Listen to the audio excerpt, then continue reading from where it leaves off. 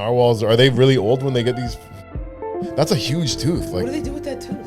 Stab things. What else are you gonna do with Yeah, it? exactly. they make this is where actually. That's pretty incredible. This is where Arabs got the idea for shish kebabs. Actually, But don't you think the narwhal Fish is kebabs. fish kebabs? Yeah. Like, don't you think too the narwhals are like, yo man, this tooth is getting in the way. Oh yeah, Right? Like they go and they kill and they're like, oh man, it's too long. yeah. Getting around with that, Right? it's probably in your way more than it's helping you. I don't know, because marlins have kind of the same thing, right?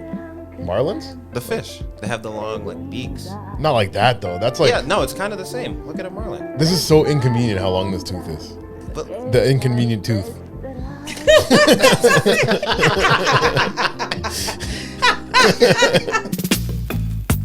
Out in the street, they call it Uncut Jam. right. Ladies and gentlemen, welcome back to another episode of Uncut Jams.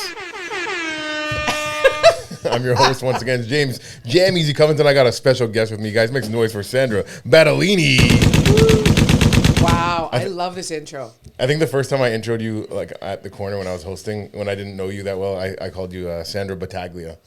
And, Yeah, and then you had like a 10-minute riff about how Battaglia is actually like or is it battle? What are you named after again? It's like So my last name means a small battalion of soldiers, what it was. Battaglini, but battaglia is war, like a battle. yeah. Yeah. That's a great name for you. That, You go I to know. war. Go to war on stage. I was telling people last night that like, so I was just in Italy and we're from Abruzzo, which is just like the region south of Rome, or the region that Rome is in, Lazio. We're Abruzzo, and at the time when Rome took the empire, like everyone was like, it's going to be our ancient people because they were known as the fiercest warriors. But then Rome took the empire. Wow. Yeah. So it could have been Us. everyone talking about you guys. Yeah. Like, how often do you think about the Battalinis instead of the Roman Empire? Or the like, I don't know what the town would have been, or not the town, but I guess the town. I don't know what town would have. You don't know what it would have The been? region is called Abruzzo. My Abruzzo. family's from Aquila, the province. But I remember reading an article a long time ago that named what it was, and I tried to find it. Like, I mean, I need to do more research to know the name of the... like, the ancient Italian peoples are known as the Etruscans. Mm-hmm. Never heard of that. The Etruscans. I know, it's the Etruscans. Have you heard of them? I have heard. You have, eh? But look at Dante. Yes, I have heard of the What do you know about the Etruscans?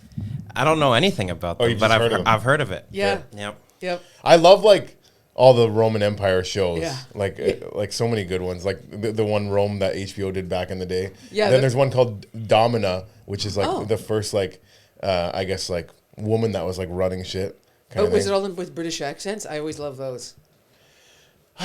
No, it was definitely English speaking, but I can't remember if it was an English accent. There's only 2 seasons of it. I watched it a while back, but Oh, I it was never heard good. of Domina. It was good. It was good. Where's stuff. it on? Well, before it was on Crave, but it's not there anymore. Oh, I would watch it for sure. Yeah, it's probably. I remember looking it up to try and find season 2 because I watched all of season 1 and then season 2 like something happened, like that's when it got taken off Crave. So I tried to find like another place to watch it. I couldn't find it.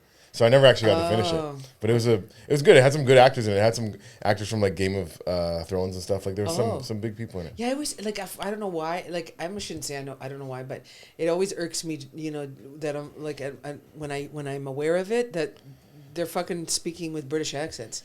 Did you It's like see it's- Those About to Die? No. That's on Amazon. That came out last year. It's like Anthony Hopkins plays like the emperor in it, and it's like Oh, yeah. it's all about like the gladiator stuff, and that's a good one. Yeah. A lot of gambling stuff. Oh my god, I love gambling. I can't imagine being in the fucking Coliseum and betting on who's gonna Oh die. my god. That's why I believe Shakespeare's Italian. Because what's he doing writing about all Italian shit? What did Shakespeare? What Italians? Romeo and Juliet? Is that Italian? Merchant of Venice. Ah. There's a whole list of them. Like I can't name them off, but if you look at some of the collection of his plays, Yeah. you're like, yeah. I mean, Italians make good content. You know? dude, they're- Yep. Like I grew up loving like mafia movies and stuff like that. I know. Like and yeah, just I didn't even put that together that Shakespeare was also like, yeah, I gotta write about Italians. They make good content.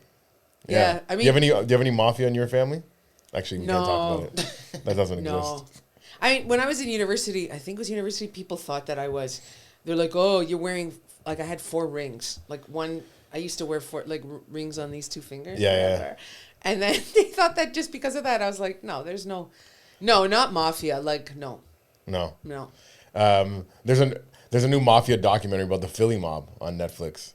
It's pretty good. Philadelphia? The Philadelphia mob. Oh. So I guess like there was a time in like the late 80s, early 90s where like the older guys that were like running stuff went to jail, and then these two sons tried to take over, but then they sent this guy from like Calabria or whatever, someone from back home that he was supposed to take over. So then it was like the two sons like battling with him, a bunch of murders and stuff. It was pretty good stuff. Yeah, like I'm watching the documentary on Scorsese on Apple. I don't know if you've seen that one, where he talks like I knew nothing about this guy, like really, and just like why he did the movies he did because of where he grew up and how he grew up, and it was like it's fucked up. He grew up in like a mob town or whatever. Well, he grew up in New York, like in the whatever neighborhood he grew up in, and yeah, like literally, I mean. His immediate family, like his mom and dad, weren't in the mob, but his brother did run with bad people, and you can't escape it when you're in those boroughs, and at that time. Did you see the doc about the making of Sopranos and that director?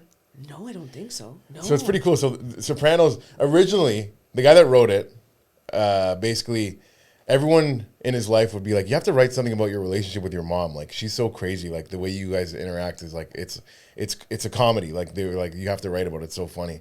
And then, so he wrote it, but he's like, but this is, there's nothing exciting about it. Like, I have to make like the guy a little more like edgy, whatever. So he's like, I'm going to make him a gangster. So the whole thing was originally just written about like having that weird relationship with your mom, like he does in that show, Tony and his mom. But then it was like, that last little sizzle on top was like, let's make him a mob boss. Who wrote it again? Was he Italian? No. Can you look it up, Dante? I'm sad that I when you say it, I'm gonna. What show is it? The Sopranos. Yeah, I know the name. It's like it's at the tip of our tongues. Is it David something? Robin Green? No. And Mitchell Burgess? No. What do you get? Creator of The Sopranos was oh God. David Chase? David Chase. Yeah, David Chase. I knew it. He's not Italian. I don't. Is he Italian?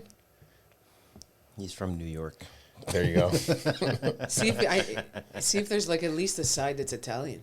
I like that we have a resident researcher. I'm a researcher. Yeah. He's from an Italian American working class family. Amazing. There you go. Okay, thank God.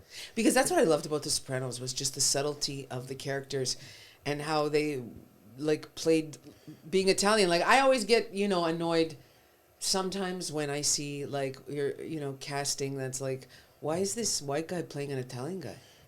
It doesn't happen too much, but you know what I mean. What do you think about Gabagool on The Sopranos? Is that Which one's Gabagool? That's just like whenever he's getting his cold cuts, he's like, "Where's my Gabagool?" I think he's talking about Capicola. Yeah. That's how like they say Gabagool. Like they're more, they're a little bit more. No, but they're all the actors were all Italian. I guess is Steven Van Zandt Italian? I don't know. Most of them are. Yeah. You have to be. Like, you can't play that subtlety. I mean, Jewish actors can really kind of, and Italian actors, they can go back and forth on that sometimes, Like, if they're really good. Yeah. Yeah. It's a really good show? The one season of, what's that show? Every season is a different story. And the last one was about the Mafia. Chris Rock played one of the Mafia guys. What? It was you know that show. True Detective. No. Oh. It's the fuck. Yeah, it's really good. Was it? I have no idea. You said Chris Rock. He's an actor. You know who Chris Rock is, don't you? Oh, Chris Rock. Yeah. I thought you said Chris Rock. Oh. Yeah, Chris Rock plays the head of the mafia, like of their their mafia, and then there was his counterpart, which was the Italian mafia. So it's this story, based on a true story about the battle between these two families. The black families and the Italian families? Yeah. And how they... Fargo? That's it, Fargo. Yeah, watch that season. It's really good. I watched Fargo the movie for the first time last year. Yeah. Great. Yeah, and then they just made that show, which is like every season's a different story. Yeah, I didn't get into the show, but I'll check it out. Yeah, do, because it's so cool. Every season's a new story. The last one was... it was also really. I think it was. It was. I don't know everything. I don't remember. I can remember certain bits, but I don't really remember storylines per se. That one, it's like a bit of like it's a little mystery, little dark comedy type shit, right?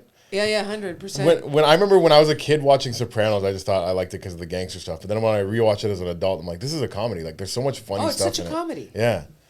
I mean, when you talk about Italian stuff, like then when you look at like from Italy, that's a difference. That's they say that Hollywood copied Italy because of like just the cinema that they do there and the TV that they do. I mean, TV later, but more the cinema and that vibe of like celebrity. What's a good Italian movie? Name one. You know that how? Never heard of it. Oh my God! Fellini? Do you know Fellini? Nope. Shit! Is it like some gangster stuff? Not at all. Oh. A lot of it's like, I mean, I guess so, in a way it's gangster because sometimes it has to do with the church. The church is the biggest gangster. Ooh. But it's very artsy stuff. Like Fellini. Yeah. Check out Fellini. Church is the biggest gangster. Mother Teresa is God's bottom bitch. Is she? Oh, yeah. So speaking of history and researching stuff, I used to do a podcast called Pros and Conquerors, the Bad Boys of History. And we would talk about like these people in history and like all the pros and cons of them. And Mother Teresa was one of the worst people that we did. Like, she was like a really bad person, but she made a lot of money for the Catholic Church. Basically, like all these hospitals that she was building, she was just she would get all this like funding and like charity from people, millions of dollars, just send 90% of it to the Pope and be like, all right, we're gonna use the rest of this 10% to give these guys cots and like the worst needles, like just and letting people suffer in the like no painkillers allowed for anyone in the hospital. She's like, God wants you to suffer. You'll be closer to God if you suffer. Yeah. Yeah, no, I mean, I just came back from Italy, so it was like fucking. I saw the Pope, like, it was, I don't know if I think it's like every Wednesday the Pope comes and does greeting. 5? That's 5, he does. He did about 5:10, yeah. And then the Mother Superior, like the literal Mother Pope of the fucking church, this French chick, like she with the habit up to the neck. It was such an event. Like, I was saying it last night on stage at the corner where I was like, when I was coming back, the week I came back from Italy, I did a show at the corner, and on the way home, I'm riding my bike, and I'm hearing people screaming. I'm like, oh, the Blue Jays. And I was like, I don't give a fuck. I was like, this is so stupid. Like, is this my country? This is what we celebrate? And I was like, I just saw the Pope, and I don't even believe in him. So, you know what I mean? Like, I was like, and just being in that, like, oh, my God, it's a whole other vibe. You caught some of his sets? Some of the Pope sets? Well, it was like he was, it was the Jubilee this year. So every 250 years or every... I don't know how many, maybe 25, I don't know. Every year it's not every year, but when it's the Jubilee, it's like a big deal. And so like all these pilgrims go, and I was on a pilgrimage. Like I actually went on a pilgrimage with my family's church because they invited me and I was like, okay. This year? Yeah. Oh, wow. It was wild. It's every 25 years. It is, yeah. You're not religious, but you just want... I'm not, yeah, I mean, I was baptized Catholic. I'm spiritual. Like I believe in, I follow the teachings of Jesus Christ. Did you get confirmed? Yeah, I did all that. What was your confirmation name? Hope. Hope. Because I was watching Days of Our Lives, the soap opera, and it was like Hope, and I don't know if you know that storyline. It was so long ago. No. Yeah. So yeah, no, I did all that, but I don't believe in this church. Are you kidding? Yeah. I mean, I don't follow a religion. I just more follow like vibes. Follow vibes. I mean, I do follow teachings. So like the teachings of like, the Bible, I really got into in the last year meditating on verses of the Bible. Mm-hmm. But do you have a favorite verse? Do you have one that you go to? Like, consider it pure joy, my brothers and sisters, when you face trials of various kinds, because the testing of our faith produces perseverance, and let that perseverance finish its work so that you could be whole and complete, lacking in nothing. Amen. I love that, actually. Isn't that gorgeous? Yeah. I love perseverance is that is like a great reason to believe in God and to believe in something, to believe in even yourself is to know that like when you're going through a hard time, like to persevere, to get through it. And on the other end, there's blessings on the other end. There really is. And like, you really have to train your mind and start to like, believe, not start to, but it's like if you listen and it's kind of starts where when you listen to it, you calm down. You're like, okay, well, there's something there, like whatever pain or like whatever I was feeling kind of goes away, and then it's truth. And people get caught up in this Jesus figure, this historical person, okay, where they think, oh, it's like Jesus isn't real. I'm like, first of all, you're full of shit. like when I did my undergraduate in history and then my master's in history. This was before I became a comedian. And in our first year, we studied Jesus as an historical figure, like as a political revolutionary, which I was like, oh, that's so interesting. That's when I like just maybe several years before that in high school, I started to be like, what is this? What is this religion? Like, what is this Roman Catholic shit? Right. So then I go to university. I'm like, oh, and I learned about this historical figure in a different way. And then I was like, oh, of course he was real. Oh, and also 2,000 years is not that long ago. Okay. Then, fast forward to I start like, as I got into comedy, I started to like really get on a spiritual track. I started practicing yoga. And in the yoga I practiced, they talk about Jesus Christ, that he went into India and I practice Kundalini yoga. And are those the lost years of Jesus? Like when probably. Because remember he was like, he went from being like a teenager to like all of a sudden he's in his late 20s and like doing miracles. Well, it's all these books. It's like the Ethiopians have like 85 books of the Bible that most of us haven't seen. And I'm pretty positive now that he is Ethiopian. Am I wrong? Like, and there's all these intellectuals. Have you thought that too or something? We probably knows it. I don't think he's white. Like a lot of black people, like once you tell them, you're like, oh my God, Jesus is Ethiopian. I'm like, yeah, we know. Like, Fair. But there's all these black intellectuals, people that over the last, I don't know, 2 years, I've been seeing. You've been seeing like Billy Carson and stuff like that. Well, first it was Billy Carson, but he's nuts. Something's up with that guy. But then there's other people. Dr. Umar? No, but Billy Carson. At first, I was like, but then this guy I started. don't know. Is Billy Carson like Dr. Umar, or is he different? No, Billy Carson is like his whole thing is like I'm intellectual, but he's also like a Hotep type deal. So he's like Black Power this and this and that, but then he's also like the Bible's not real. I have the studies, and if you look at this book over here, it's like I read every single book that's ever been created, but it's like everyone knows you're lying. Yeah, it's like I'm not saying he doesn't speak truth. Like it's not like it's always sometimes we get caught up in the person who's delivering the truth, and then we want to condemn them. Which sometimes they maybe deserve condemnation, but they are speaking truth. But this guy, like, he just started to speak on opposite sides of what he says. But anyways, no, it's just like even just many different people started to speak about this, these things, and then I was like, yeah, why would Jesus, like, how is Jesus a white guy? There's no way. And then I was like, who praises Jesus Christ the most? Black people do. When you're around black people, and then people are like, well, oh no, they learned this Christianity when they came to North America as slaves. I'm like, no, they brought it. They didn't learn it. The white man didn't teach them this shit. Right? It's all the opposite. And then I was like, oh, this makes so much sense. And so, I mean, whatever, you can get caught up in these things too. But speaking about this historical figure it was just that Christ embodied these teachings that are before Christ. Because, in the yogic technology, right, they say that you have this crown chakra, right? This one up here, that's your connection to God. So what did Jesus do? He crucified the flesh, the ego, right?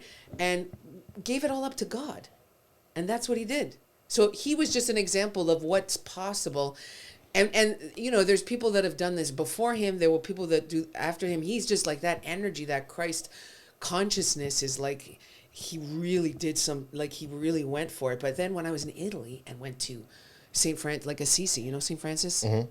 Oh my God. Like, if you want to, it was unreal. Like, I always see that, of course the Catholic Church, a lot of people like worship these saints, and some people say you don't only worship the Father and the Son, or give but then then you learn about some of these people, right?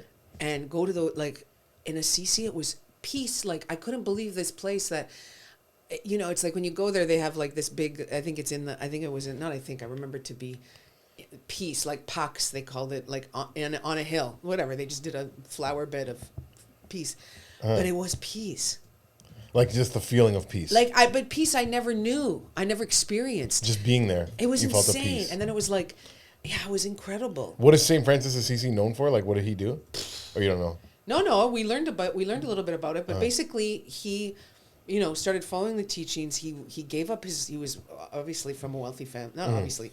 He was from a wealthy family and then renounced his wealth, which I was like, it's not going to be the other way around. It's always some guy's like, I'm wealthy, I'm going to give it all up. He started helping lepers, and his family disowned him because he was like, what the fuck are you doing? You're giving away our riches for this. And then he gave up, he took a life of poverty. Like when you go to Assisi, there's men there that are just wearing patched up like these whatever cloaks. Rags. And then apparently he also had stigmata.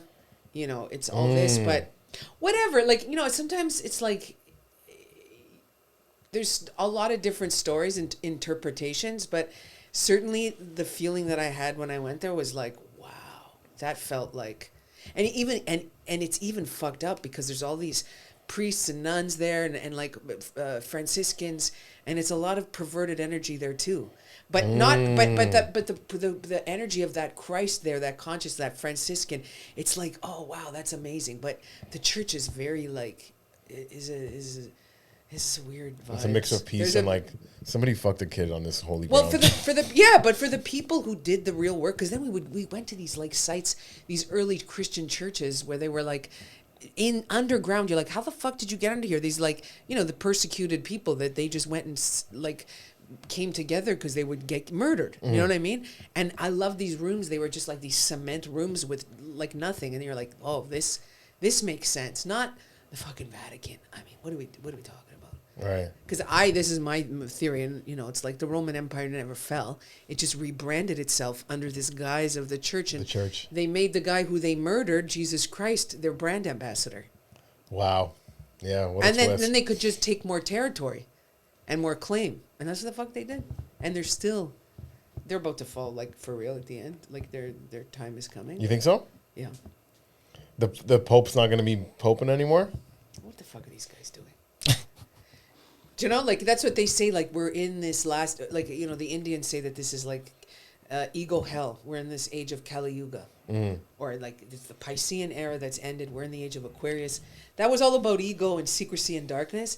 And this new age is all about light and community, and these hierarchies are disappearing. The new age right now. Well, what we're coming into. Yeah. So it's like there's another Bible verse. Whatever is done in the dark will come to light. Which is what we're seeing, right? All these things that we see. So, anyways. Yeah, release the Epstein list. Isn't it already released? Is it? I don't know. I thought they never dropped it. No, they dropped like a redacted version. Yeah. So there's like, people that should have been exposed that weren't. Yeah, they did Republicans only. They didn't show the Democrats. I think that's what it was. I mean, I don't know if it's like fake lists, but I've seen lists of Democrats on that list. Oh, really? What list have you seen? I haven't seen the list, but I was at a comedy show for Chris Tucker, and he was on the list. And then someone like just yelled it out, just like, talk about the Epstein list. He's like, I'm not even gonna address this, but like he was on the list somehow. Yeah, Chris Rock. Chris Rock too? Oh yeah. Chris Tucker, man, what a great guy he was. But his original like 5-minute stand-up clips on Def Comedy Jam, so funny. But then like, whatever. Then he became a huge movie star. 20 years later, he drops a special. It's one of the worst things I've ever seen. It was so disappointing. Oh wow. Yeah, I like him so much. I'm sorry to tell you that, Chris Tucker. You do better when you were younger. People, I think obviously comedy is one of those things like you have to do a lot to be good at it. So if you take 20 years off, you're not going to come back and be good at it as you were before. So he took 20 years off and then. Well, he did. So he used to be stand up only, and then he did Friday. And then he got then he became a huge movie star. Like he was in a bunch of things. Rush Hour, became like one of the highest paid movie stars in the world. So he wasn't really like grinding it out at the open mics anymore. But if you go back and watch his he did 2 things on Def Comedy Jam, like just 2 5-minute little sets. Some of the funniest stuff I've ever seen. Oh. So good. Yeah. When did you start doing comedy?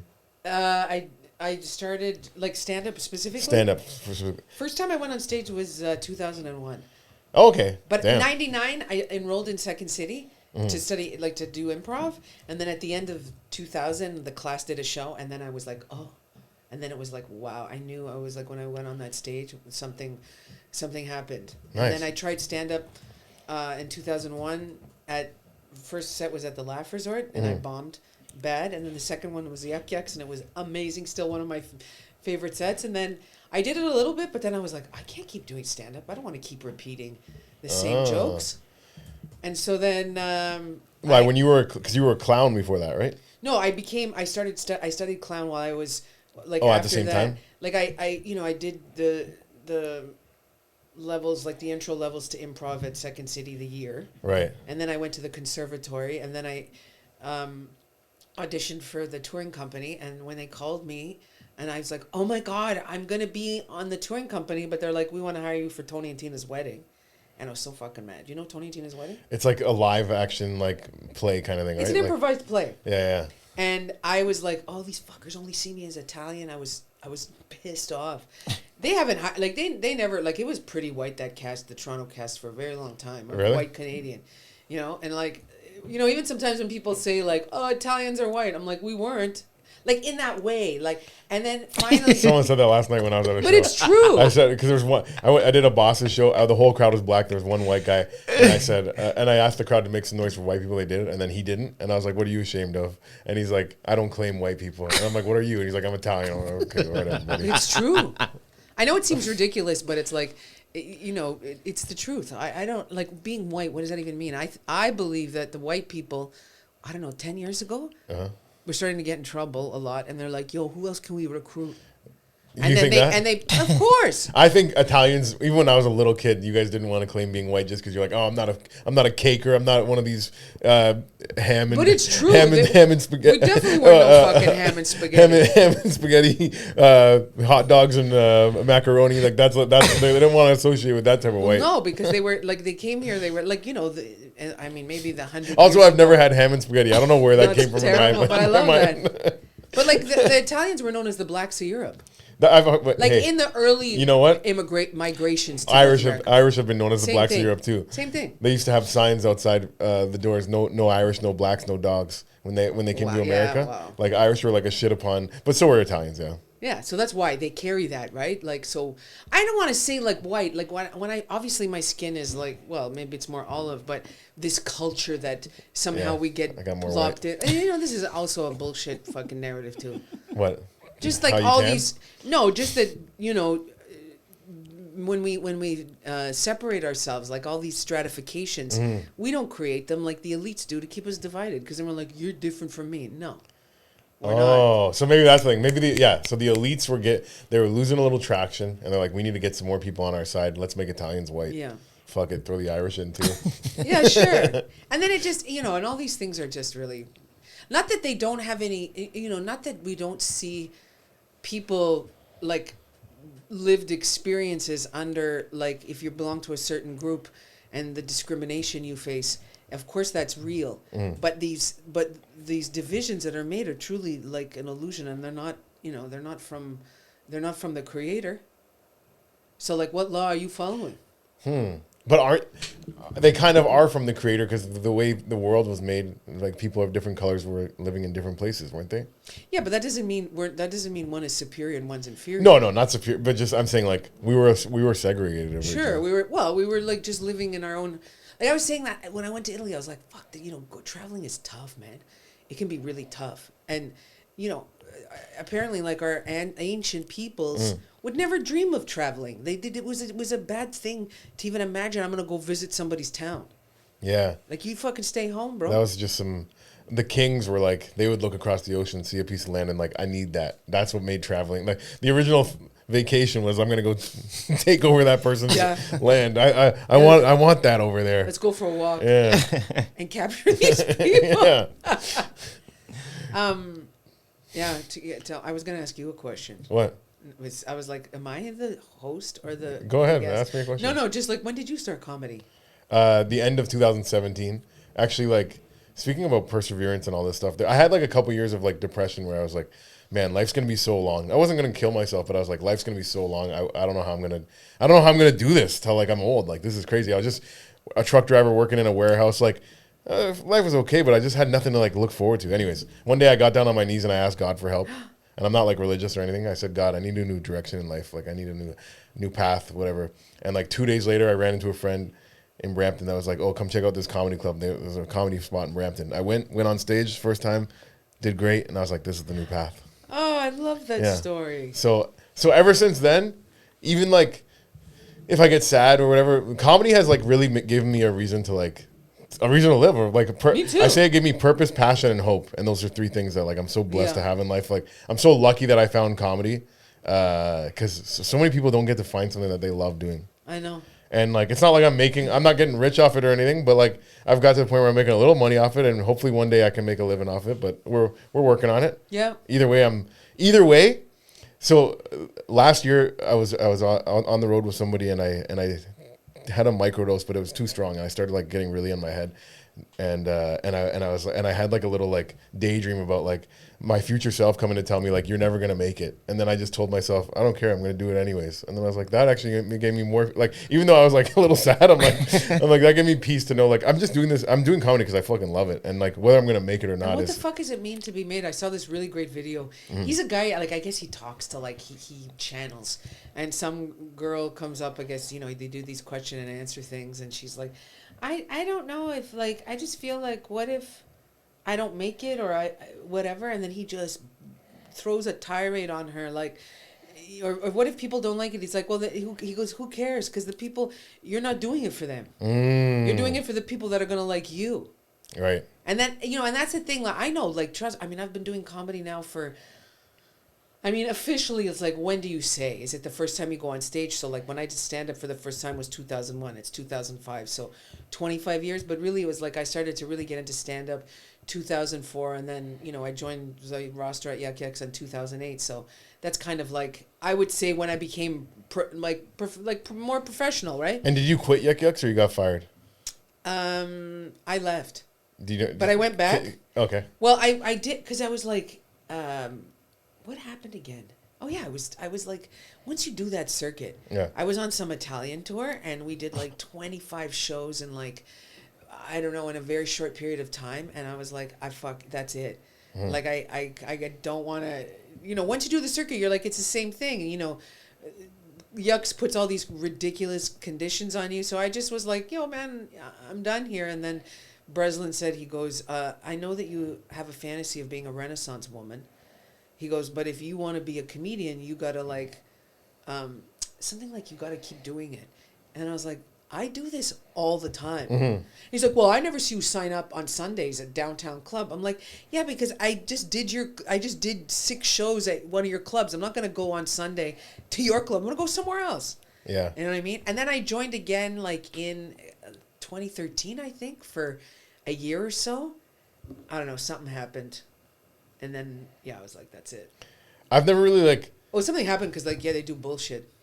I've always heard like the trajectory of a comedian's life in Canada is like start comedy, want to get signed to Yuk Yuk's, get signed to Yuk Yuk's, complain about Yuk Yuk's, leave Yuk Yuk's. That's like the... I never wanted to get signed to Yuk Yuk's. I didn't even think, not want to. I did like the fast track one night, or like I just showcased, and then I got on the weekends right away. I didn't do like go from like the Wednesdays. I started working right away. Nice.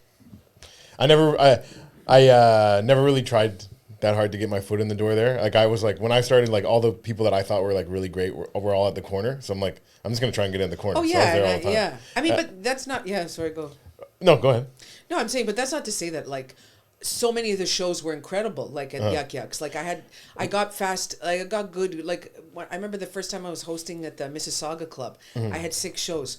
Well, I didn't know how to host at the beginning of that weekend, but by the end of the weekend, I knew how to host. Nice. And it was like, you know, and there's a lot of great things about the way that, like, you know, on the Yuk stages, I mean, you don't really get, like... They're great. They're fun to perform on, there's for sure. a lot, yeah. Like, they don't tell you too much what to do, but then they do. It depends. It's just...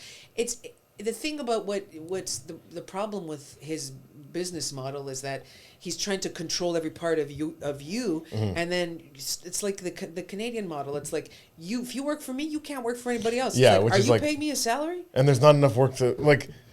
Yeah, we're not making enough money to say don't work everywhere else. So Yeah. it's crazy. It's fucked up. I've never showcased for them, but I did like their contest this year, and I had a great set. And after Breslin came up to me, and he's like, yeah, you're really good. Like, just keep doing what you're doing. And I was like, thanks. And then he he's like, yeah, if you just do comedy like 5-6 nights a week, and I'm like, oh, this guy thinks I'm new, and I just had like a good set, whatever. I'm like, I've been doing comedy 5-6 nights a week for the last 5 years, and you don't know who the fuck I am, so it is what it is, you know? Yeah, exactly. Yeah, I remember Brian O'Gorman was telling me, because I've done his show a bunch, and like I usually do great on it. I'm like, yeah. I told him like, I'm like, Breslin doesn't even know who I am though. So I'm like, and then he's like, he knows who you are. He's like, he's plugged in. And then when I went to do that show, I'm like, this guy's not plugged in at all, yo. He doesn't know who the fuck I am, yo. Yeah, I'm banned from Yuk Yuk, so I can't go there. You're banned? Yeah. Why? Because he said that I started CASC to put him out of business, which is so fucking ridiculous. And he was telling lots of people this because he'd tell comedians, he'd warn them not to join CASC. And then one time I called him up. I'm like, why are you telling people this? This has nothing to do, like, this was way bigger than you. And then he was like, I'm just worrying about my business. And then he said that I somehow put online on Facebook that I wanted to burn Yuk Yuk's down. I do not recall. And I was like, I did not do this. He's like, well, I was ready to sue you. Damn. And he said, and then he goes, but then COVID happened. And I was like, okay. I mean, there's more to it. We won't get into it. But I was like, when did you start CASC? I didn't even know you. I knew people called you the mayor of comedy because you were like involved with it. I didn't know you started it. Yeah. You started it, eh? Oh. I wrote a letter innocently to the prime minister, like an open letter in 2015. But it was because like a lot of comedians, it was like another wave of comedians, or the biggest one I'd seen, going to the States. And I just like, I'd been hearing comedians complain forever. Like, we don't get Arts Council funding. It's so hard to go to the U.S., and then we're in this industry in Canada that makes no sense. So I started doing research, and I was like, okay, well, what do Americans need to come here to work? And basically nothing. Like, maybe they have to pay $45. So then I just did my research because that's what I do. So then I wrote this letter, and it went viral. And then people started to, like, I mean, I had no intention of starting an association. Are you nuts? And then all of a sudden, like, people just rallied behind it. And one time I'm doing Sandra Carusi's show on Talk. I can't remember what talk show. It's on Talk 1010 or one of these talk. Okay. You know that station? Anyways. CFRB 1010, yeah. Sorry? CFRB 1010? Or something. I don't know. AM 640? AM 640. Okay. And it was like Frank Spadone, Adam Groh, and I don't know who else was on there, but they both of them were like, yo, Sandra, if you start something, I'm there with you. Because then I started meeting with politicians. People would be like, oh, I actually sent the letter to my MP, Julie DeBrusen, and then she, was like, oh, okay. I just innocently was like, if you see the Prime Minister, can you send this to him? And then she was like, let's sit down and talk. And then she knew nothing about what was going on in comedy. And then it was recommended we form an association because, like, what was I going to do? Just go to the government and lobby? And then that's how it started. We created a petition to have comedy recognized as an art form through the, like an e-petition through the government. So it was tabled in the House of Commons. And that was, sort of our first action. And then it just went from there, and it's still going. CASC was the one that sent out some money during the pandemic, right? Yeah. Thank you for that. Isn't that nice? Appreciate Unprecedented. that. Helped out.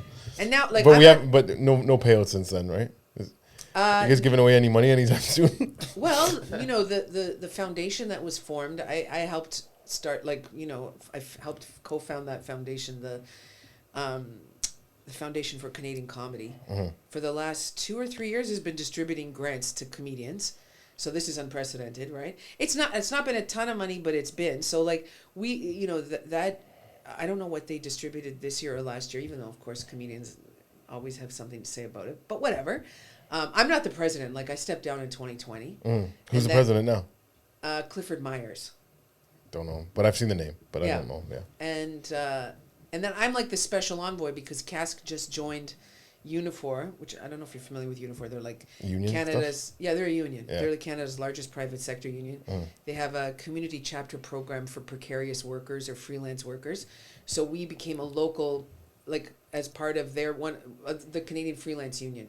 So now it's like comedians could never really unionize, like, like technically, because we don't have one employer. Right. But now we have the benefits of like their major labor power. I mean, these guys, like, I didn't realize this either. Like they represent all the major trades, all, like, some of the hardest industries in the country. These guys are like, they've been doing shit for a long time. So It's super cool. Anyways, that's what we just joined. When I was a truck driver, I was a union rep. Oh, yeah? It was in the steel unit. It was for a steel company. Everyone there was Portuguese, and then it was me. Anyways, when we went to the negotiations, I fought for 3 things. These are the 3 things that I fought for. For the guys to still be able to smoke cigarettes in the workplace. I don't even smoke cigarettes. This is just for the boys. This place was like, it was crazy. Like all these guys have been there since the 70s, like a bunch of older Portuguese guys, and they would just smoke cigarettes while they're like putting steel on fucking on pallets and stuff. And they wanted to take that away, but I'm like, half the reason these guys still work here is that they can still no. It was in it. It was bad, and I didn't have to be in the building, but I still fought for that. And then the other thing was that they wanted people to not be able to wear headphones. I'm like, if you're packing a box like this all day, let them put 1 headphone in at least. So I fought for that. And then the third thing I fought for was for me to get a raise personally, because I was the only truck driver there. I'm like, I'm the only like. You guys are so dependent on me to show up for work. Like if I don't show up for work, nothing's getting delivered. So I'm like, I should get a little more money. So I got all 3 things. I love that. Yeah, that's cool. Yeah. So it's like now I'm the special envoy between CASC and Unifor. Mm-hmm. So, like the goal is to make like now that we have this big, union behind us.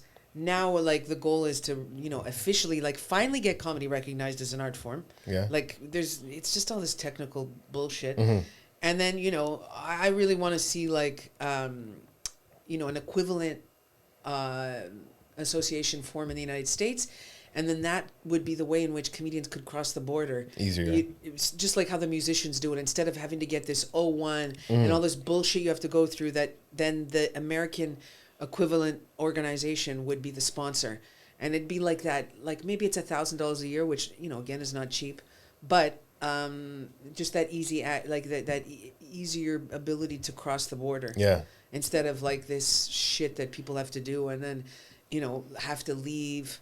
It's like it always comes down to that. Yeah. It seems like I haven't done any work over in the States, but my friends that have, like, it seems like quite a long process to get over there. It's criminal. Yeah. You have a podcast, Army of One. Yeah. Army of One, and you told me your guest this week was a white woman that does dreadlocks, and that sounds like an interesting person to talk to. Yeah, they call them she's a loctician. Yeah. Yeah, it was very interesting. I'm not a big fan about white people with dreadlocks. I know. I mean, I'm not either. One time I wouldn't say like boyfriend girlfriend, but I was talking to this white girl for a couple months, and one time we were staying in a hotel, and I was coming out of the shower, and I hear her go, "Oh no!" And I was like, "What?" She's like, "My mom got dreadlocks again."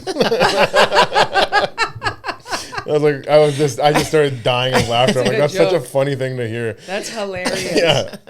She shows me her mom's dreadlocks. I'm like, yeah, this ain't a good look. Yeah, I don't again. Yeah, again. My mom got dreadlocks again. I told her not to. This girl was saying that she's worked on, like, sometimes to do people's dreads, it's like 12, 14-hour jobs. Wow. Isn't that crazy? And is she doing other white people's dreads, or is she does it? She does both. Like she does she does both. Damn. Yeah, because there's very few of these specialists in like people that do this as work. Like a lot of it's like I guess family. Does the dreads. I go to my aunt's. Yeah. Mm-hmm. Yeah. Are you trying to go long, super long? Yeah, just let it grow out. Yeah. Indefinitely. When did you make that choice? Last year. August. Last year you stopped cutting? No, before that, because you have to let it grow out. It has to be long enough for it to even be locked. Fair. So, like, yeah. And where does the tradition, like, where does it come? I mean, does it come from Africa, obviously? I don't know where it comes from. It must. Like, just being able to... I thought it was Jamaica. Well, there's different reasons. Like, the Rastas, they do it as a form of, like, rebellion. Because a lot of workplaces and stuff like that, they're like, no, you can't have your hair out. Everyone has to cut the hair. So the Rasta, like, we're not going to cut our hair. You can't tell us what to do. So then they just grew it out as, like, rebellion. But, like, people have been doing it in Africa for years. Exactly. Right? Yeah. That's so interesting. Yeah. Maybe I have. I've seen, out of, like, the people I know in life, more Jamaican people with dreads. But I guess I've probably seen a African guy with dreads at some point. Yeah, like, they definitely have long hair. You know what I mean? Like, they'll grow their hair out and just twist it up. Yeah, exactly. Yep. Yeah, because my podcast is about work, so it's I interview people about their jobs. Would you ever get dreads? No. You wouldn't let her dread you? No. I mean, it's no. I think it's. Yeah, I would never get dreads. I would never get cornrows either. Oh man, that's when I see a white person with dreads, at least I can be like, oh, there must be some like hippie lifestyle or like Rasta stuff that you're like up to. Like that's cool. Yeah. But like white guy with cornrows, disgusts me. Didn't what's his face have cornrows recently? Who? Kev, cringe Kev. Probably disgusting. Who's Cringe Kev again? Cringe Kev, he's a comedian. He like mostly like social media, but he does some stand up too. But he's in the city. Does he have that one of the who's the new guys that have got those new clubs? Isn't there a couple of new clubs on? Oh, that's Bloor? C.A.S.C Comedy Club. So it's not him. No. He's funny. Like he's a character. That guy. Do you do that club? I haven't done the new one, but I did it when it was at his house. Like the one that we had a big talk about on this podcast actually, because the reviews on it were so hilarious. Like the reviews are just like the 5-star ones are just obviously him posting like as like fake accounts, and then the 1-star ones are just like, yeah, this is a scam. Like it's like we paid $20 and we were going into somebody's bedroom and watching comedy, and then they're like the host was really rude, and then he's like, these are lies, these are competitors' lies. Oh my god! Yeah. But either way, shout out C.A.S.C Comedy Club. You should check it out. And the new one is on Bloor. The new one's on Bloor. I think it's kind of close to where Backroom Comedy is. It's like in Bloor, that same neighborhood. Bloor's become a real hotspot. Yeah, Bloor's Comedy Avenue. Yeah, totally. Yeah, they got that. Well, now Comedy Lab's actually closed down. That one's gone. Did you ever do that when it was around? Yeah. It was all right. When it opened up, it was good, but yeah, I mean, it's a bit of a toilet.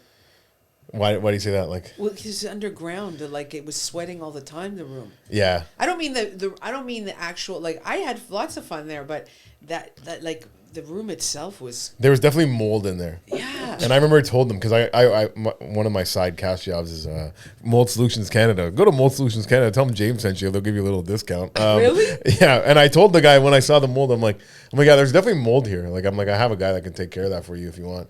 And he's just like, yeah, sure. And then he just never called him. So. And I would say to them, run dehumidifiers here at the very least. Right. But I think Danton did. He was running some humidifier. What happened? Why did it end there? They were just tired of it? I don't know. They ran it good. Like, they ran it for a long time. I mean, it was constantly shows. Yeah. It was really good when it started. I don't know. Like, I didn't go the last couple months, so maybe it started falling off. I'm not too sure. But originally, like, when it first started, they had mics on Thursday and Friday night that would actually, like, have, like, crowds there. And I'm like, this is, like, the funnest mic in town. Like, I would, if I had, like, a tough set somewhere else, I would go there to lift my spirits back up. It was like a little kill box. Like, just, it was always fun. That's a good name for a club, Kill Box. They did one kill box. Is it a thing? After the Royal, there was the Kill Box. They both closed down. Then there was something else that closed down. Now it's like Desi Comedy 101 or something like that. Yeah. Where at the old Royal. Did you ever go to the Royal? Royal Comedy Theater? Yeah. That was on. Oh, the one on Bloor. I loved that stage. The people, like, it was very bizarre though. Yeah. Right? That one? Yeah. The one that's now a chicken place? Yeah, but now they're doing comedy again. Now it's Desi Comedy. Oh. So it's Indian, but I think they have like some non-Indian shows there. Oh, Desi. Desi. Desi. Yeah. It's not Desi. Desi. Desi. Desi. Yeah. I know. Me being the one from Brampton pronouncing Come it on, wrong. James. Sorry, my Punjabi brothers and sisters.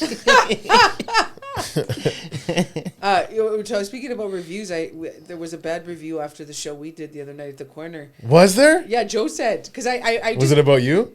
I just fucking walked off. But when you left, like they were like really, they felt bad about themselves. Good, that's why they said we feel so embarrassed. So they left a bad review after that. Apparently, I don't know what they. Let's go look it up. Yeah, find it. I don't know how come I can't find the Google review, but like you can't find it. I'm sorry, I did that to you. Stars. After 6, I had 6 minutes left. This show, like these guys, like the way you started it though, you did. It was like these girls were. It was like. Oh, is that the one with the all girls that you're talking girls, about? Yeah, they were screaming. 15 girls. He fucking he did it well. He wrote it. It was fun. And then it was, I think Monica was first, and then it was Hannah, and then. It's a bullshit review. But it just kept, and then it was. What did they say? Paid $54 just for the comic to leave. LOL. Oh my God! Where did you find it? I need to see that. It's just the newest one. That's all they say? Yeah, that's it. Fuck you. Because so then it was who was after me? Noor. Wasn't it Kudwai? I never pronounce it right. Noor, Kidwai. Kidwai, yeah. So they just destroyed him. Like he goes up, he's trying to do his material, and he just because they just wouldn't. It was relentless. These girls talking, screaming. It was fucked, right? So then he goes up, and then I don't know. I wasn't even worried about going up. I was kind of jet lagged, And then they were like, do your material, They said it many times. Finally, I was like, okay, I'm going to do my material. And then the birthday girl gets up to leave and they start talking. I'm like, okay, I'm done. I'm like, what am I doing? They were like, you couldn't get through a joke that night. Like, it was like, it was and by impossible. that point, and by the time I went up, I was like, okay, so you... I'm sorry I did that to you. That's fine. I don't care.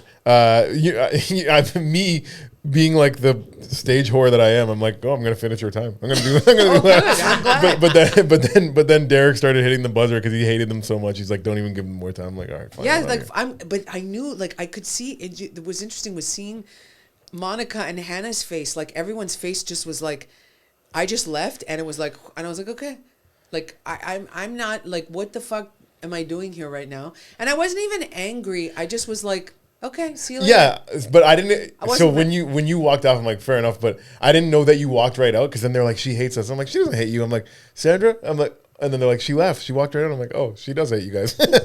I just put my coat on and then I said goodbye to everybody, and I just wasn't like, I'm fucking mad. Like, not that I wouldn't have been mad in that situation in the past, but anyways. The next review down. This is a 3-star review, but it sounds like it should be a 1-star review because they said, I couldn't find the humor in many of the acts. The comedians and hosts were unoriginal, which is fine because some jokes are still funny the 10th time. Some acts weren't funny at all. There was a middle-aged bald man that was talking about how he shook an amputee's hand once and it was a nub.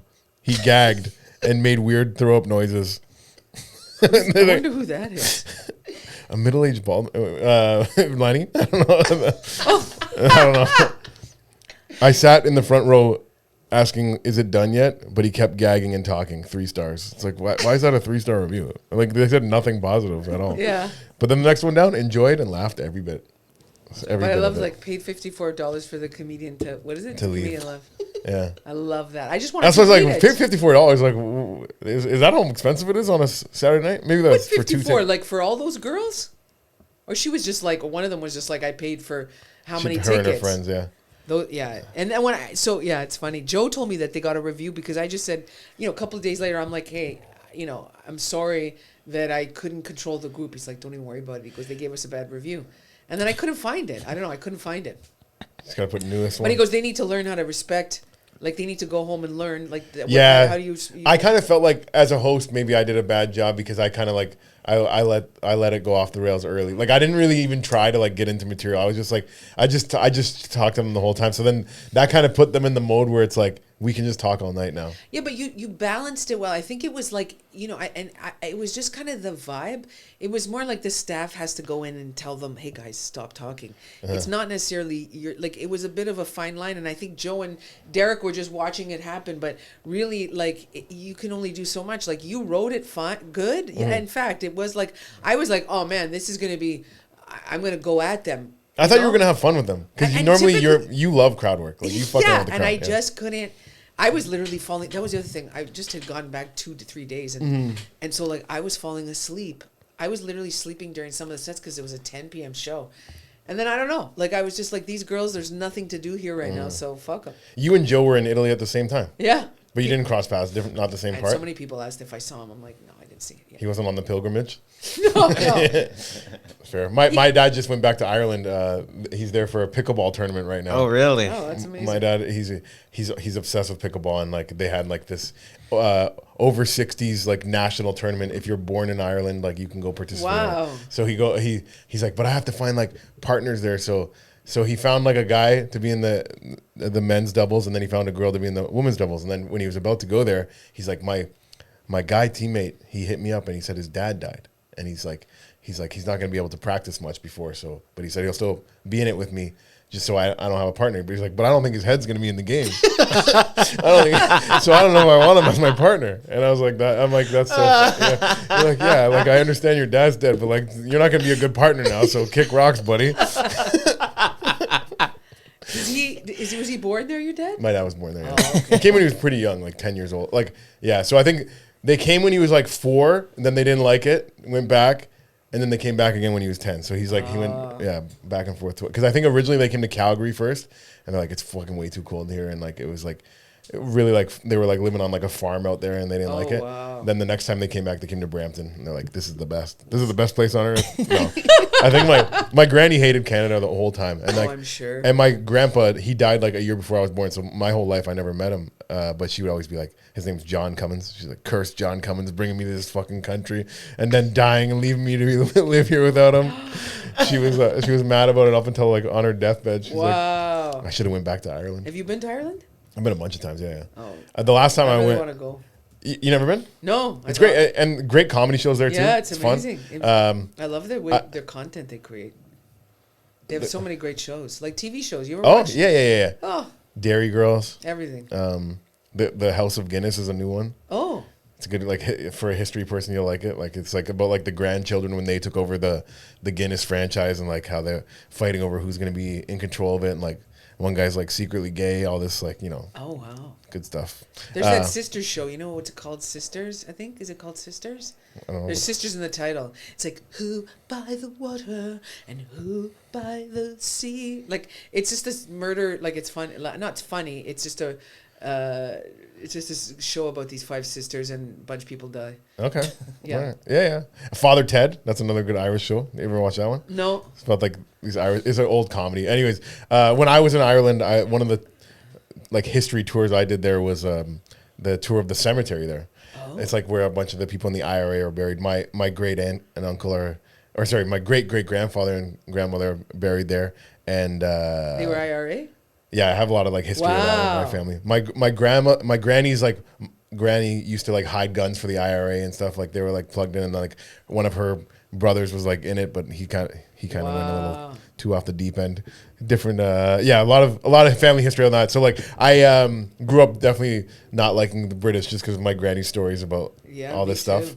And when I was looking for my grandparents or great grandparents' graves, their names were James and Mary. Right, and there's so many James and Marys in that cemetery. Like everyone was named James and Mary, buried next to each other. Wow. But the reason I was able to find them is like you can go by by their name, but then they also sorted them out by profession.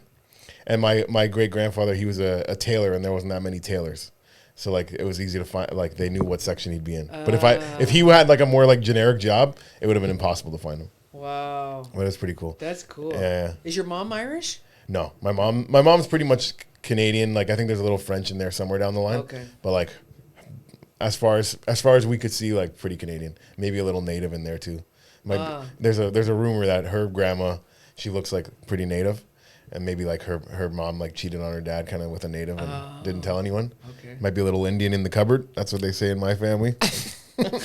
Indian, that's terrible. Do you remember that movie, The Little Indian in the Cupboard? Not really, no. it was like getting like a little native Indian toy, and when he would put him in the cupboard, he would come to life. He'd open the cupboard and he'd be like alive. Oh wow, yeah. That sounds fucked up.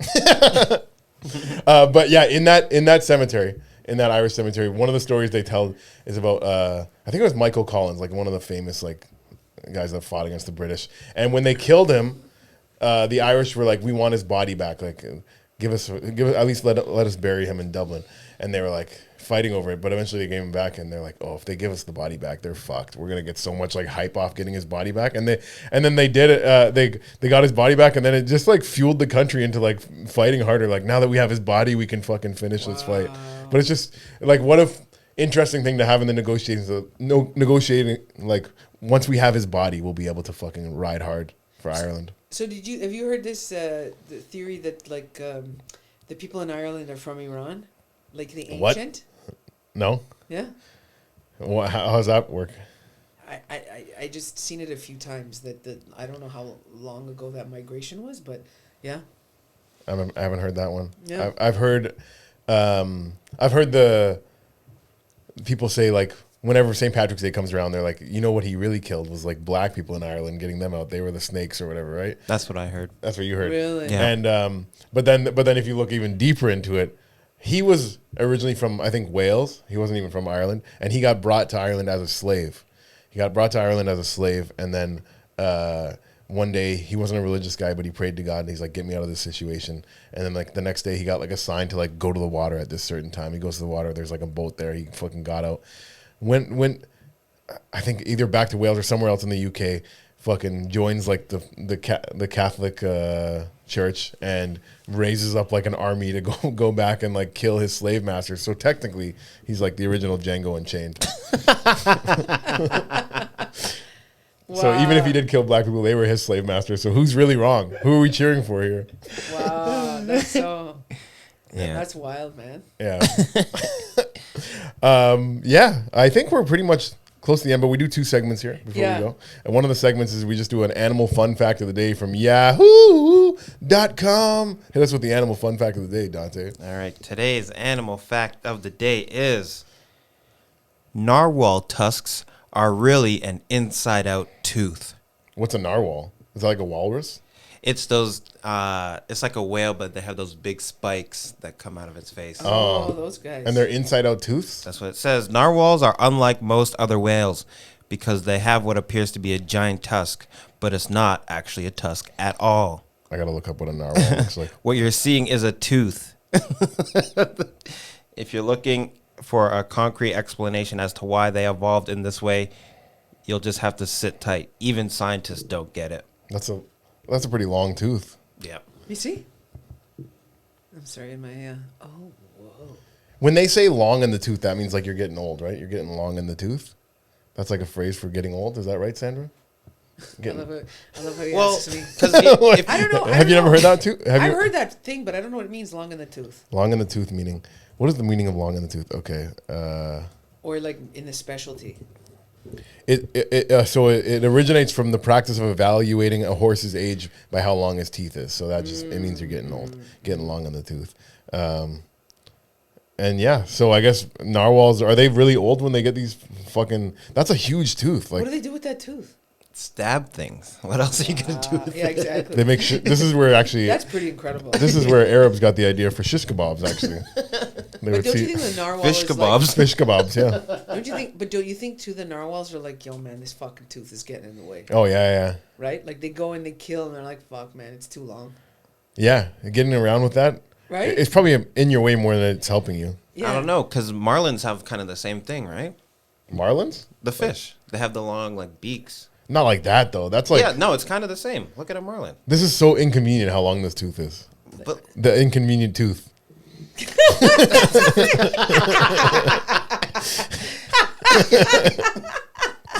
That's a great name for. Do you name your episodes? Do we name the episodes? Today, yeah, An yeah. call inconvenient it the tooth. inconvenient tooth. We are of the opinion in this episode that the Narwhals have an inconvenient tooth. Yeah. Like it just seems like, I mean, maybe when you're like, yo, man, it's breakfast, I gotta do shit, but for the rest of the day, what the fuck, this tooth? You're just like, how do you even make out with somebody with that tooth? Oh, yeah. There's no foreplay. There's nothing. There's Yeah. just like tooth, like. Oh man, what what is the inconvenient truth? Is that like God's not real or something? Is that what that's about? There's a movie called The Inconvenient Truth, right? Wasn't that like The Inconvenient Truth? Wasn't that a documentary by what's it? The vice president, Clinton's vice president. Oh, is it about Al like how Gore. not? Wasn't Oh, Inconvenient Truth is about Remember? global warming. remember? Yep. When he came up with that, Yep.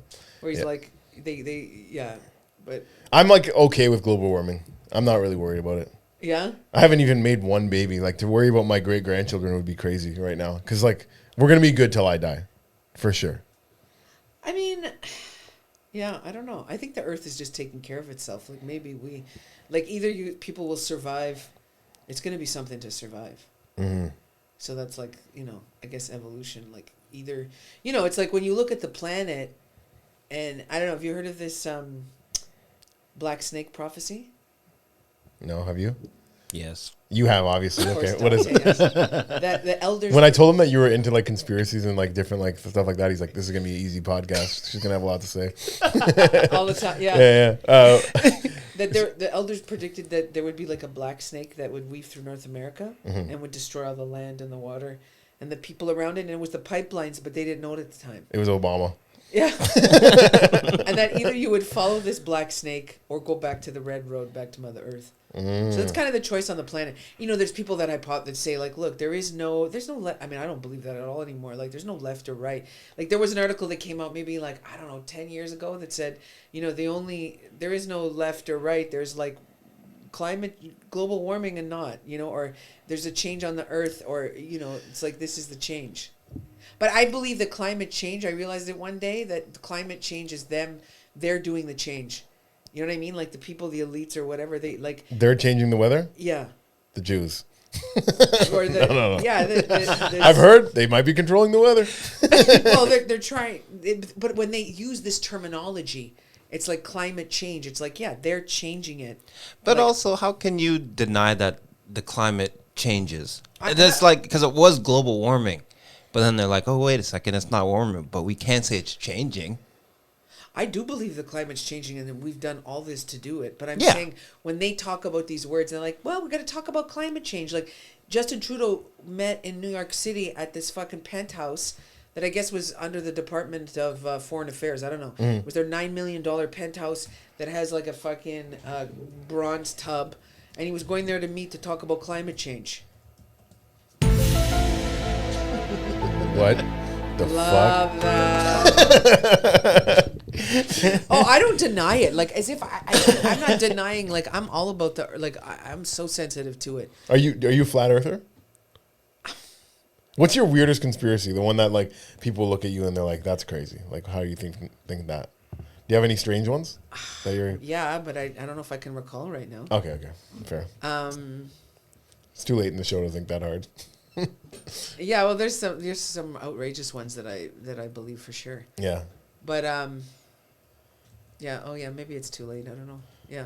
Yeah. Might open up a bag It's of not worms. even it's like conspiracy. It's just this word that the CIA created. Like most conspiracy becomes history. It's like it. You know what I mean? And it's like it's like all this. They people get all bent out of shape over sometimes when you say shit and you're like, yo, what are you offended by? Right. Like what how are you offended by what I'm saying? One quote that I liked when the pandemic was happening and like and people had like conspiracies about it and people would say, but why would the government like want to do this? Why would they do this? And then this is a quote that I heard that I loved. And it's like, no government has ever emerged from a crisis with less power. Yeah. They always come out with more power. I know, so that was like, a very hard time. Like yeah. people, like I just started to like, when I started to see that my people in my life, there was starting to be separation. Mm-hmm. Like, there were the people who believed. Oh yeah. And the ones that didn't. I was like, something's up. Yeah. And then I started to do research, and then I was like, oh, this is a war game.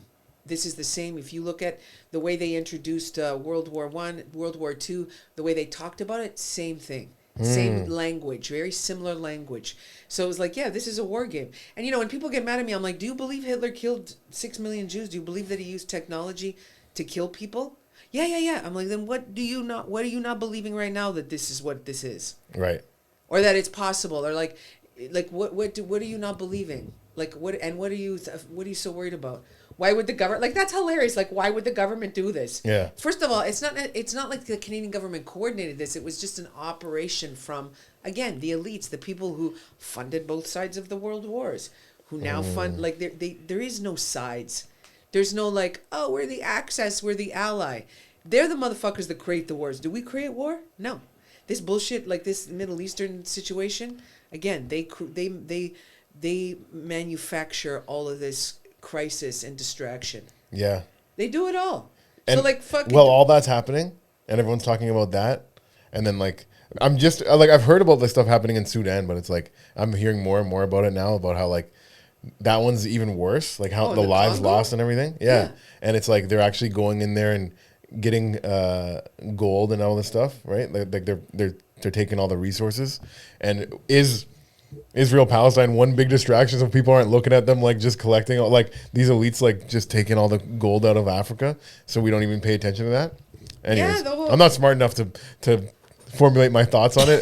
It's interesting. Well, I mean, maybe this is well known now, but I mean the idea that Africa was poor, and when they would have all these campaigns to be like, feed the children. Sure, there were people that were displaced, many people from the wars that were created by by the fucking colonialists who divided Africa up like the way they wanted it.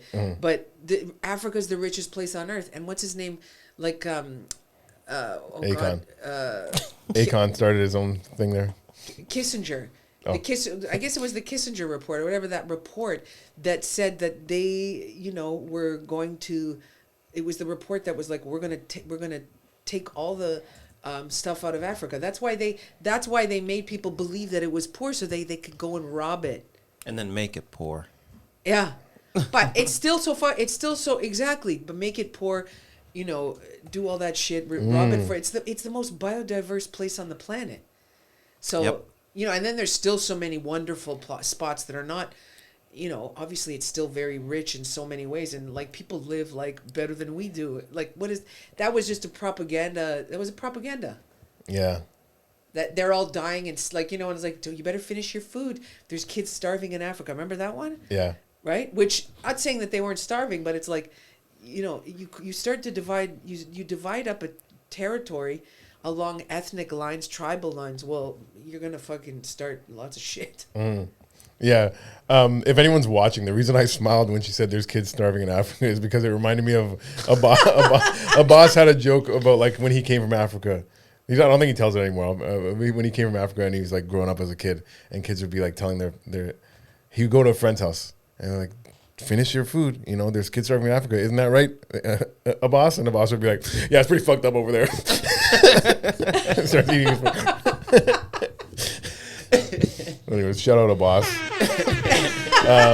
Go help out Sudan, go help out Palestine, do whatever you can to help the world, save the world. Congo, yeah. But I saw a guy, I don't know, he's some like, I don't know if he's a rapper or whatever, he's doing a concert somewhere in Europe, and he's like, everybody wants to like go on about like, we got to save Palestine, we got to save this place. He goes, or we got to free Palestine. He goes, but we got to free it here.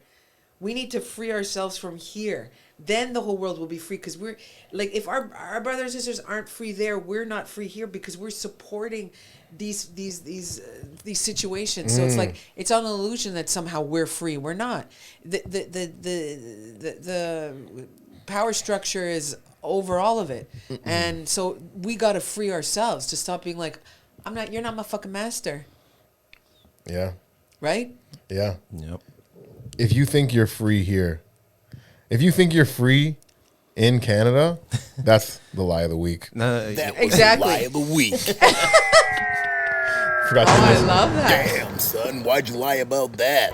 the lie of God. The lie of God. Wow. You mix that? That's amazing. That was the lie of the week, guys. I forgot to even hit that so- button today, so we had to jam it in right at the end. The lie of the week that we're free in Canada. Yeah, exactly. Yeah. Anyways, we do have one last segment here, and that's where I turn to a random page in the Bible and we see if it can apply to our episode today at all. Do you like Old Testament or New Testament? I mean, I'm more connected with the New Testament, but the Old Testament's fucking serious. Okay. So what do you want? Old or new? New. Okay, I switched to new. Okay, that's perfect. All right. The pardon of a sinful woman. A Pharisee I just turned to a random page I love and I just land where I land. A Pharisee invited him to dine with him, and he entered the Pharisee's house and reclined at the table. Now there was a sinful woman in the city who learned that he was at the table in the house of the Pharisee. Bringing an alabaster flask of ointment, she stood behind him at his feet weeping, and she began to bathe his feet with her tears. Then she wiped them with her hair, kissed them, and anointed them with the ointment. When the Pharisee who had invited him saw, he said to himself, if this man were a prophet, he would know who and what sort of woman that is that was touching his feet, that she is a sinner. And Jesus said to him, Simon, I have something to say to you. Tell me, teacher, he said. 2 people were in debt to a certain creditor.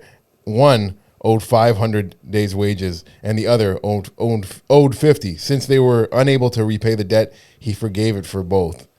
Which of them love him more? That was a lot to read, and I'm not good at reading.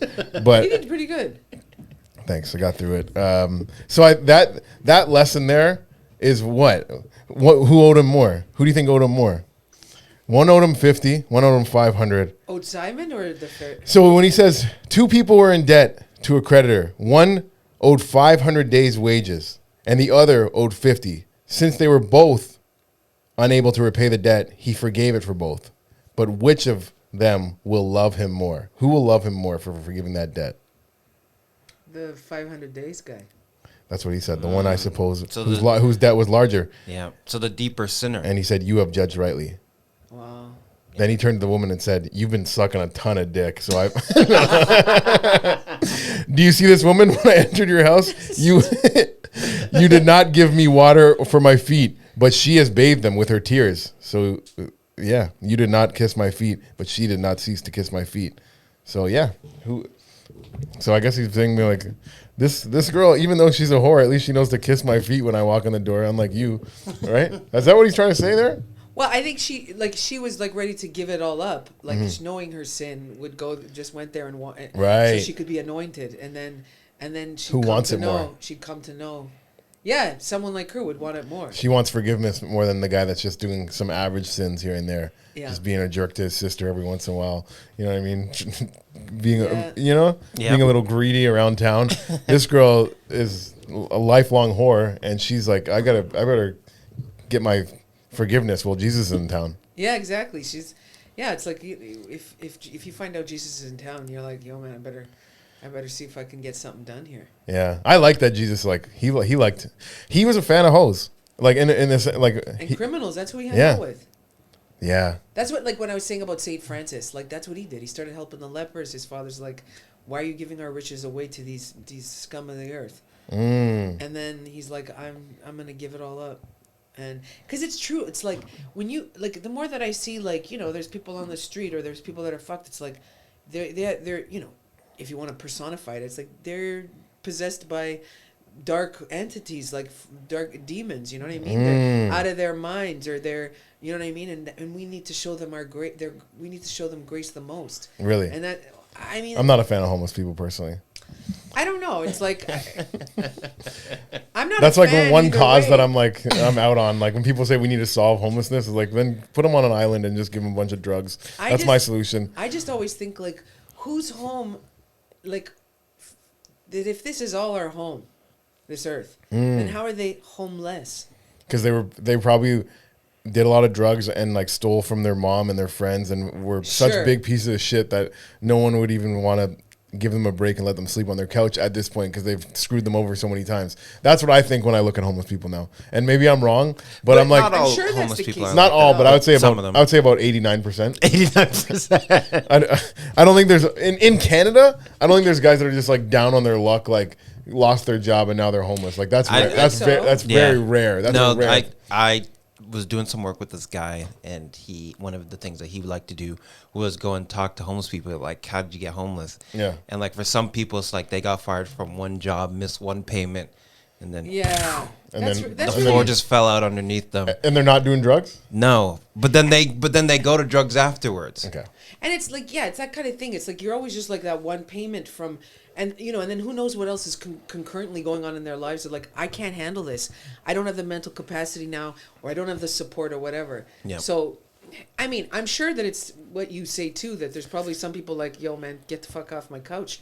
But I think it's like, it just becomes for some people difficult, and then they just are overwhelmed and their mental, like, whatever's happening. But I think it's mental, like, it's so much mental health. There's also a documentary about the All Gas No Brakes guy.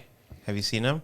He goes around and does like these documentaries, and he went to some of the people in Las Vegas that live in like the cave systems in Las Vegas. And one of the things that he's like, so many people have tried to go and help these people, but it's like they don't even want help because they don't want to wake up at a certain time. They don't want to have any structure whatsoever. So they'd rather just be homeless and live their life as they see fit. And they're not wrong either. Yeah. Have you seen the guy that lives under the Gardner and Spadina exit? He has like a big like fence set up, and he writes like these long ass like manifestos on like the big pieces of brick under, like holding up the highway basically. No, I haven't seen this guy. That guy, I don't think if you gave him a house, I don't think he'd want to live in it. Like I think he's like really happy where he is. Like there's some people I just don't want. But it's like, what is this house either? You know, this concept, like we live in these, like I was saying this last night to Drew Bem, that there was this guy, I don't know, on TikTok that was saying, you know, when you look at the plants and the vegetables and the trees, their DNA matches ours. But like the way that we live is like this grid, right? This square, like it's a system imposed on us, and everything is a square. It's like your phone's a square, your bed's a square, your room's Look a at all these square. squares on this wall. Yeah, So and many he's like, squares in here. and he's like, Everything's just this fancy. yeah, circle. everything's a square, and he's like, and that's where all the disease arises from, out of this square. He disappeared after that, but you know, you think about it. Like I even saw the psychologist say, she's like, I've been doing psychology for 25 years, and no one is sick. It's the system that's sick. So this guy living under the gardener, it's like, that's what I mean to say, like, who's the one to say that you don't have a home if this is our home, like this planet? Yeah. Yeah. So, you know, like, I don't know if that guy could ever live in a place, like, you know what I mean? I don't know, but the way, the manner in which we live is so, like, far removed or denatured.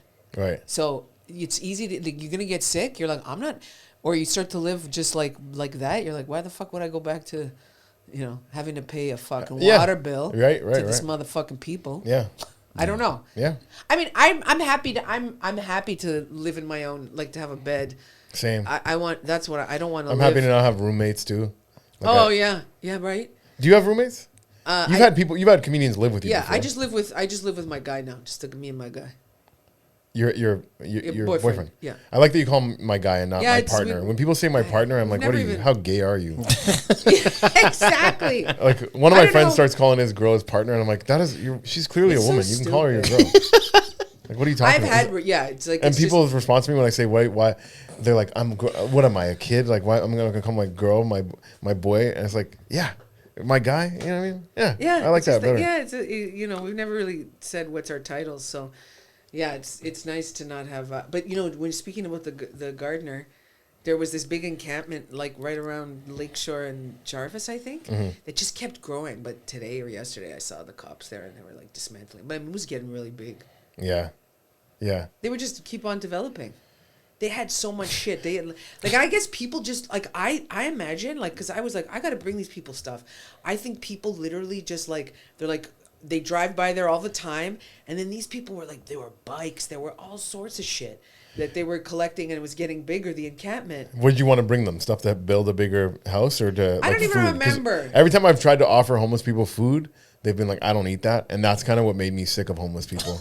Yeah, me too. I was like, I'm why like, aren't you having my food? I was like, banana, pizza, like sandwich, like they're, oh no, I don't eat sandwich. Oh, I don't eat it. Oh, I've had that. I was like, you're not, you want to eat? What the fuck? Like, what are you talking Yeah, about? so what, are you hungry or not? Because then they ask, I'm hungry, can I have some money? I say, okay, I'll get you food.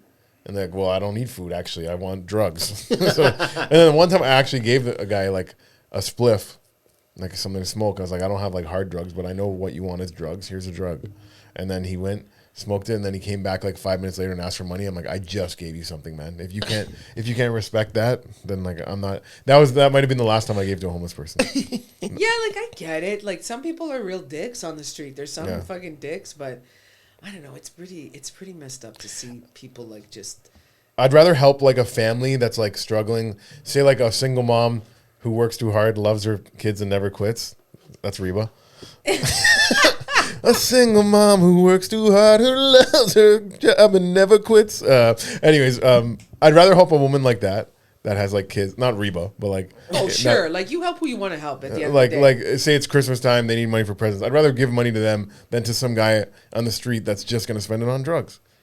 Like this was so when I went to Assisi, right, there was this guy who was like, I don't want to say he's not a like I don't know what he was, but he was kind of hunched over and dragged his foot, like because you go up a hill.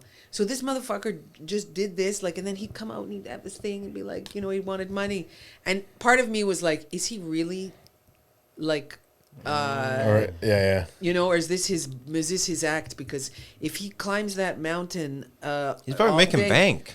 For sure he is. Yep. But when you look at him, you're like, Takes his robes off. Yeah. But when you look at him, you're like, either way, you're fucked. So I give him €5 at one point, right? Because when you get to the top of the hill, I was like, what do you need? And then I just gave him €5, and I was like, because what I saw was that, we're in a group with a bunch of pilgrims from the Roman Catholic Church, and they're looking at this man, and they're adverse to him. They're like, what are you, like, what the fuck? Like, what are you? Who are you? Like, the judgment. And it's like, this, you know what this guy needs? He just needs a little love. Like, at the end of the day, right? Like, who knows what happened to him? So it's like, okay, don't judge him. He's doing, because at one point too, we're around the Vatican, and there was these, bunch of people coming after us for money. And I was like, you know what, this is, I heard it's crazy around there. Oh, yeah. And this girl. Great place to beg, right by where the Pope is. Oh, yeah, it is. Yeah. It really is. You know who would give to us? Jesus. You guys like him, right? Yeah. But people, like, there was one man was with me in the pilgrimage, and he was like, he goes, looks like you have new shoes, he said to this woman. And I was like, it's all they know. Like, you could tell this is intergenerational begging. Right. Right?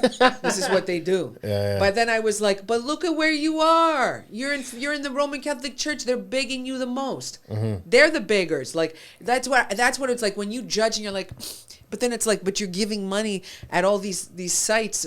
Here, Catholic, here's more money for you. So that that's the thing. It's like, that's all. Like, I'm not saying you got to sit down, like, you could do what you want. I'm not saying you need to invite that person into your house or that you have to give them money, but it's more just like, just kind of see where you are.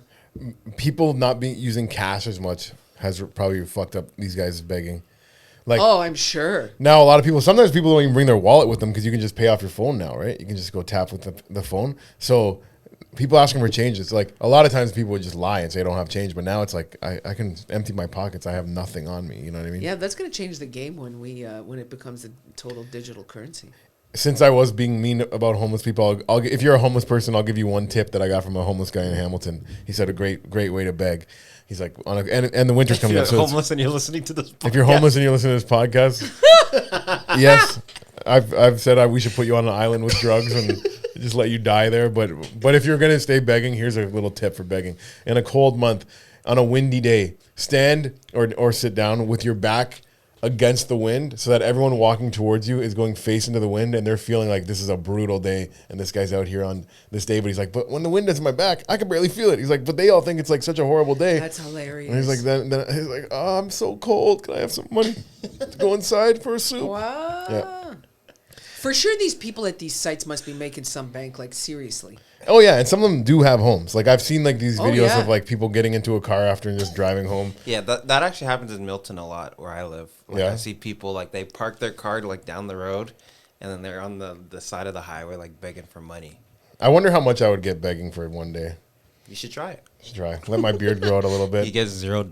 Yeah, like, it could just be like really hard. It could just be like, and maybe Dante films you from afar, and you'll just be like, okay, we're on on your podcast. You're like, it's a special presentation. Social experiment.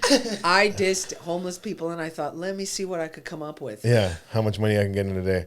And then it's one of those ones where it's like people think if they give me money, they're gonna get. They see the camera, they're like, oh, if I give him money, maybe he's gonna hand me $1,000, like those like little, like a Mr. Beast video. Yeah. It's like I was waiting for one generous person to give me $1. Now I'm gonna give you $1,000, but like that never happened. Yeah, there's a camera right there, but I'm not. I have no money for you actually. Have you seen these videos? Yeah. Anyways, we've gone. This is probably the longest podcast we've ever done. I know, it's like, yeah. But we're gonna get going. Thanks very much for being here. Where can people find you, Sandra? Right here. Like we're like your podcast, our Army of One, and we're on podcast on Instagram. On Instagram, I do a cooking show with my mother in Cucina con Lina, where we do her famous recipes. We go live every Sunday. Really? Yeah. What's Cucina con Lina? It's my mom's name, Lina, but in Cucina is like in the kitchen with Lina. Okay. Cool. And then where's that one drop? I never seen that. Yeah, it's on Instagram. That's on your Instagram? Yeah, I release it on mine, but she's got her own account, and Your mom has Instagram? Yeah. That's crazy. And then my mom can't even work a TV remote. I operate it. You think she does? Okay. You think she operates her fucking? That's what I was like really impressed. Yeah. I mean, she does have like we set up her. Because I thought your mom might be a little long in the tooth. But go on. SandraBattaglini.com, where my shows page is not updated, and these people who came to see a show of mine last week were like, your show page isn't updated, and I'm like, you're right, I'm so fucked up, and I still haven't updated it. Fair. Do you do that shit? Do you update? No. There's too much to do, isn't There's there? too much to do. And also, I don't have like legion of fans yet. That it's like, who am I making this post for? Like 3 people that are gonna come to a show. Like I don't know. Hey, 3 people is better than 0. 3 people is better than 0, and I appreciate every one of you that has come out to support me. Val and Mo in Thunder Bay, my biggest fans. There's 2 people. They came to a show at the corner like once, like 2 or 3 years ago, and they took a picture with me. The next time they came back from Thunder Bay, they brought the picture printed out for me to sign for them. And they've come back like 2 other. Then they've brought like a picture of them holding the picture for me to sign. Now we have a nice little. Those are my 2 biggest fans. I love Shout out Val and Mo. They probably don't even have a fucking yeah. They don't even listen to the podcast, but they support live. Yeah. Yeah. All right. But yeah, thanks so much for being here today, Sandra. Dante, where can people find you? You could find me online at Shedante, CHEZDANTE. Follow your boy. And you can follow me at James. Come on now. Thanks for listening. Peace. Real bad man. Out in the street, they call it Uncut Jazz. Right.